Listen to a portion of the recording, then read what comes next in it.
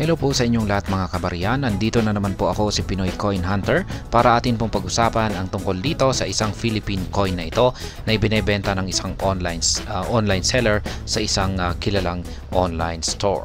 At ayan, ito po ay isang 5 piso coin na may taong 1998.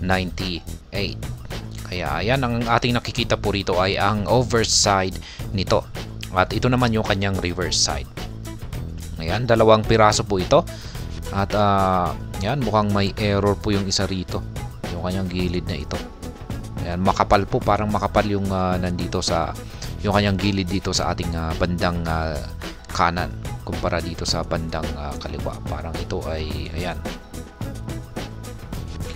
parang may error siya. Ayan, yun nga lang, at may mga UP po siya dito. At ayan, lumang-luma na po talaga, gamit na gamit, masasabi kong gamit na gamit ito. Used coin po ito.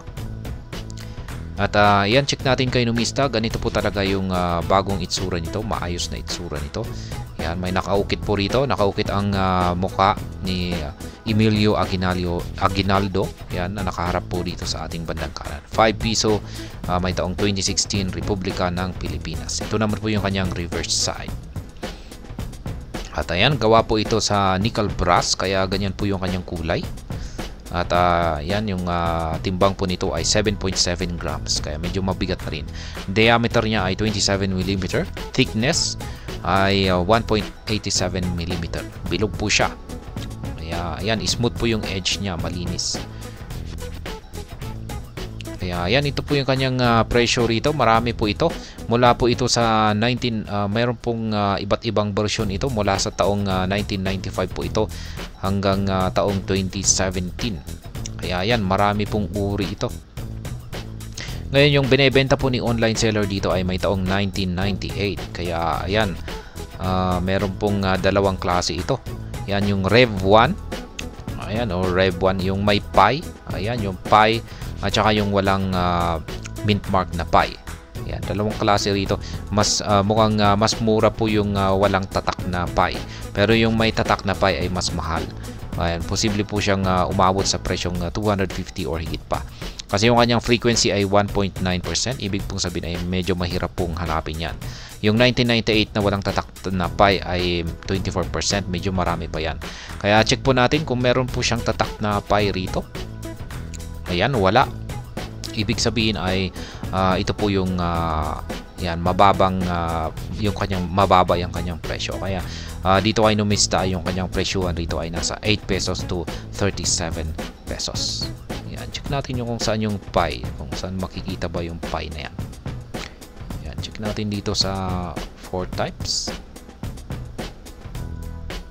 Yan, hindi natin kita.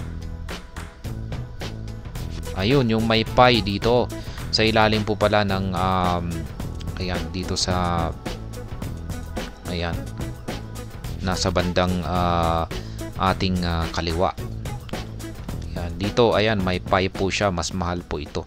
Ngayon, check po natin kay online seller dito. Ayan, wala po siyang tatak na pi. Kaya ito po yung mababa ang kanyang presyo.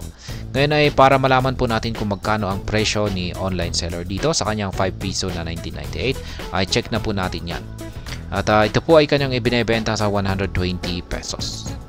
Ayan, yung dalawang piraso po yata ito ay makukuha natin sa presyong 120 pesos.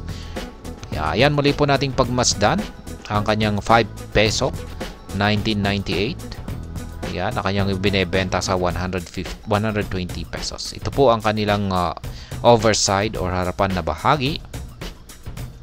At ito naman po ang kanilang reverse side or likurang bahagi.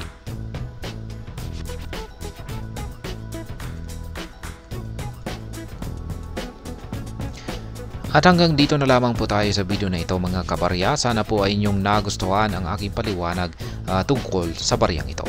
Marami pong salamat sa panonood. Ingat po tayo lagi at God bless po sa ating lahat.